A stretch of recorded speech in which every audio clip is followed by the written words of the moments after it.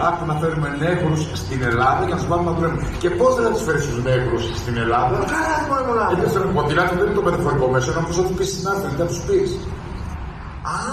Ναι, και αυτό κατάλαβες. Πώς θα έρθουνε, κατά δεν είναι.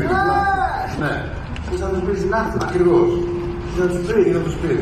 Εσύ σκέφτηκες έναν τρόπο. Απάρατα με δερμά βρε κακομεριά, απάρατα. Μας δεν μας κάνουν κομπίνες στην Ελλάδα, πιάσαμε τώρα και τις κομπίνες στην Αφρική. Βέβαια, πού να ζητήσω. Το μόνο που ξέρεις είναι να ξημεροραδιάζει με την κυραχρονίδη στον Κολονάκι. Εγώ όμως κύριε μπαίνω ξάλι προς τα βράδια και σκέφτομαι, μπαίνω στον απόπατο και βγαίνω μετά από μια ώρα. Που μπαίνεις εσύ μάνα Στον απόπατο, στον απόπατο. και προσπαθώ να τα ταιριάξω όλα μέσα στο κεφάλι μου να έρθουν όλα να γίνουν αλφάδια.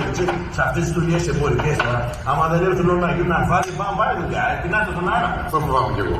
Μου θα τεινάξει πάλι όλα στον αέρα, σαν την άλλη φορά με τους Ολύμπους. Τώρα θα του αφήσω τους Ολύμπιες ποτέ να πάει στον Ιάλο. Και πώς δεν τους φέρεις τους νέγρους στην Ελλάδα, δεν τους πεις. Με αυτούς δεν χρειάζεται να τους πεις τίποτα.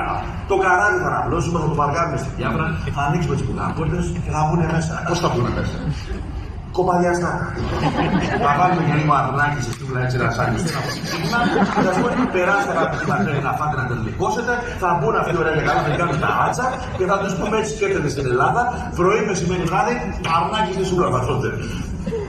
Πρωί, μεσημέρι, βράδυ. Διπλή μερίδα. Αρνάκι στη σούβλα. Αρνάκι στη στούβλα. Για πράγμα δουλεύουν σε ένα μήνα, θα πετάνε από χωριστερή.